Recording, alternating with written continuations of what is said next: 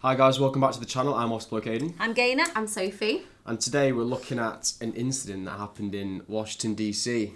In 2002. Sniper killing. Yes, this is your recommendation. It was, because I remember we were living there at the time. It was before you were born. And we had Declan at the time. And there was a sniper. Nobody knew where he was, but people were pulling up to fill up with gas. And he was just being shot from, but nobody knew where they were. Or how many people, if it was the same person, or what the deal was, what was going on. Were you hearing about it when it happened? Yeah. Yeah. So what had happened was the gas stations had started to put up like awning type things around the pumps so that people were able to fill up without the sniper wherever he was from, because nobody knew where he was shooting from or where he was hiding, and it was all different gas stations. So there was no routine to no, so you never knew. So it was starting to get more and more panic as more and more people were being targeted. So they started to put these like things up around the pump so that you could fill up and they couldn't see where you were. So if they was to shoot, you would hope that it would hit your car rather than a person. Yeah. Oh my gosh. Yeah, I've never heard of this before. No, I've not. I'm ready to look for it now. 20 years ago, in October of 2002, you certainly remember the fear that you dealt with every day, knowing that somebody was out there killing people day after day. The D.C. sniper's killing spree first came to light on this day 20 years ago. Bob Barnard is back at one of those crime scenes this morning with a look back at that terrifying time. And Bob, you reported on these shootings. That's right, Jeanette. I was standing basically right here 20 years ago, and it was the morning, October 3rd, 2002, that we realized something crazy was going on. I want to take you back to that day. In a moment here, you're going to hear from the doctor who was driving a gray minivan that was at the pumps here next to a cab driver who was one of the victims shot and killed that morning. 4 shooting victims within about a 2-hour span here in Montgomery County that morning. There was a man killed in Wheaton the night before, in D.C. later that day. In all, this was a 3-week-long killing spree here by 2 guys that were, I guess, hell-bent on terrorizing the community.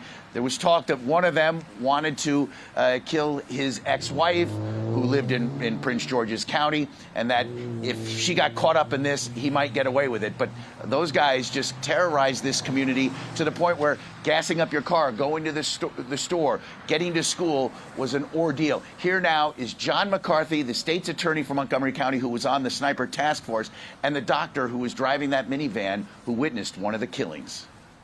And I said, get me a first aid kit, because I just saw a lot of blood. And then I dropped down, and I realized that Mr. Wallaker, that's the name of the taxi driver, was, he had a few, he had some difficulty breathing. And then I realized he was passing away. I just want everybody to know that my dad was, man, he was the greatest person I ever met, ever knew. I'm glad he was my father. And when this thing went down, it was so random, and the shootings appeared to be everywhere. There was a question of whether or not this was another form of terrorism. What's going on there? There's a dude just got shot here at the intersection. On given days, we might be trailing with teams of federal and local officials, 16, 18 people on a given day. What generally ended the surveillance on those suspects would be another shooting. 10 people killed over the course of those 3 weeks. There were victims elsewhere in this country by the snipers. But guys, for that time, which again first came to light 20 years ago today, it's something that those of us who are living here, working here, who are of a certain age to remember, will never forget. Yeah, I mean, it's unbelievable. This was right before I moved to D.C., and I was actually in the interviewing process to come here, and I was just like, what is going on in the nation's capital? And I remember, watching all of you guys with the coverage. Holly, Wisdom, you guys were here as well, and you didn't know it, but I was spying on you guys. Curious, 20 years later, what your thoughts are. Holly, we'll start with you. Yeah, the 2 things that I always remember, and I remember this like it was yesterday, was that the first day when there was like the 5 people shot, with the lady that was sitting on the bench at near the Crispy Juicy, that was moments from my house. And I remember calling my husband at the time and saying, whatever you do not walk our dog, do not go outside. Go outside. It is not safe to be outside. It's one of the few times in my life where I was nervous, both professionally and personally. The other one that really imprinted on me was when the couple was walking out of the Home Depot. Their walking to their car, and his wife just falls over next to him. And at that moment, you're like, you really could be sniped at any moment and not know where it's coming from. It was a very, very unnerving and scary time. And to say we'll never forget is an understatement. Yeah, it was petrifying because when I was in town on business as well, but my family that lived out in Bowie, where one of those shootings happened, and then I have family that live on Rhode Island Avenue as well. Just being around them and talking to them and trying to get a handle on what was going on, and you just had no idea what was happening. You didn't know where it was coming from. Any moment, any time, another one could happen. You could be in the crosshairs, and like Holly said, you were basically just saying, don't go outside. It's a strange thing to say. Don't go outside. Just get in your car and go straight home, and don't mess around outside at all. It was a horrible time when you think about the mentality that you had to have during that time period, and you had no idea where the next shot was coming from or where this was going to take place. I remember my sister telling me that one of the toughest decisions was when you got gas, when you had to get gas. Do you just put like $1 worth in the...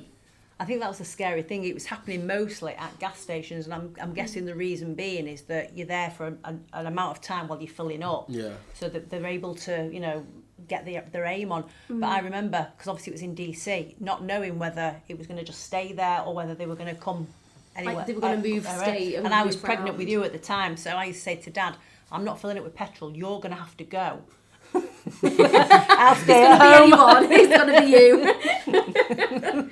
Well, the fact is, at least if he was going to show it him, he could do like the zigzag and run off. I would have been like pregnant with a 3-year-old running. Yeah, not sure.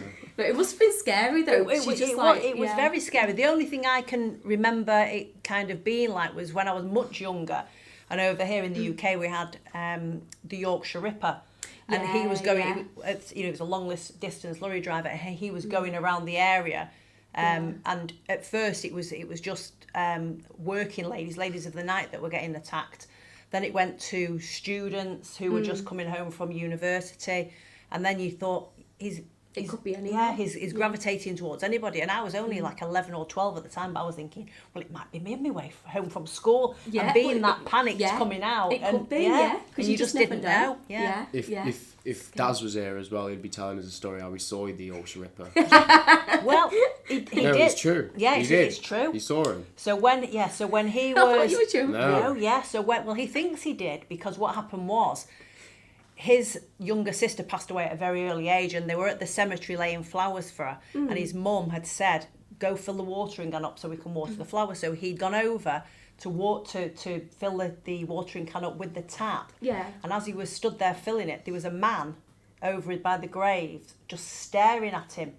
He said, and I was just... Like behind a tree type thing. Yeah, and he was just staring at him, and he was staring back, and he didn't break his gaze, and he got a bit scared, so he just left the can, run back to his mum and said, there's a man over there, and I don't want to do it. And she was like, there's nobody here looking, couldn't see anybody. The following morning, one of the Yorkshire Ripper's victims was found there. So it actually would probably could have definitely been him. Yeah. Like dumping a body. Yeah. Or he could have been there ready to, It's not scary, not even think about it. Honestly, Darren's lived a good life. He's got like a million stories. He's always got himself in a lot of scrapes. I don't know how he does that. Not me He's neither. always come out the other side, though, hasn't he? Yeah, Office Boy Daz could have been a Yorkshire Ripper victim. If only he didn't run back to his mum and drop that water can. I doubt very much he would have been a victim, but I think he would have, something could have happened if he'd have been a witness to what had happened. Exactly. Yeah. Tanks you can get back in the car, or do you try to fill it up so you never have to go back to the gas station again? Yeah, well, I would just hop out, put it in, get back in my car. And then we had the whole, think about these we had these discussions about if you're walking, walk in a zigzag pattern so that you're not just walking. I mean, it was just I can't believe we lived that time. Yeah, terrifying indeed. Yeah. Right. All right, Holly Wisdom, thanks for sharing. Well, this story brings us to our Fox 5 Live Insta. If that was me in Washington and I knew there was an eye to walk, I would proper duke out the sniper. I'll be walking in straight, and then I'll just stop, and then I'll walk 2 steps backwards, 3 steps forwards, 1 step back, 6 steps forward. I had no idea. You just won't know my next move. I'm sure that would have worked. Yeah, the sniper will have no idea what my next move is. But saying that, when we lived in the woodlands, the path used to go all the way around. I think it was probably about 5 miles, this whole path that went round. But because there was quite long grass at the sides, there'd be snakes that would come out. Oh, I hate that. Really? Yeah, so you don't remember when the snake came out and you were on your little bike? Anything. No, I know, you're terrible. I think you've got like childhood Alzheimer's. Yeah. But he was on his bike, and as they were coming down this path, they knew that once they got to the roadside, they had to stop. They weren't allowed to cross, so they'd be stopped there. But Aidan was like obviously behind because he was like 3.5 years younger, his little bike and everything, still with his stabilisers on the training wheels. And all of a sudden we heard this scream, and I went running. And there's just this snake, but it was up like. Obviously, it didn't have arms, but. Let's hope not. But it was up like. And I was like, oh! And I was like, don't move. And then Darren was like, we have to zigzag. So I'm saying to you, pedal that way, pedal that way, pedal that way. So we're all running like zig down that path. This snake's just like looking at us. Just like looking at you like, doing? they're strange. But yeah, after that, every time if I went like out running, which wasn't very often, you'd have to zigzag down the path just in case. I would not go for runs if there were snakes around. Yeah. No, I would not. chance. No. I think the brown recluse spider was worse though, because a friend of ours got bit, and it started off with just like a tiny little mark on his hand there, but then he did nothing about it, and it ate away the flesh on his skin. So where we've all got this fatty bit is gone because he got bit by a brown recluse. The joys of living in Texas. And how you're laughing about it. I know. I think I'll stick to the UK. The most you get here is a squirrel. Exactly. Yeah. They're dangerous though. Or swans. Yeah. Swans are aggressive. Can be Swans really are aggressive. And I've teased one before. No. Yeah, I did. No. Yeah. Mm-hmm. Chase it. Mm-mm.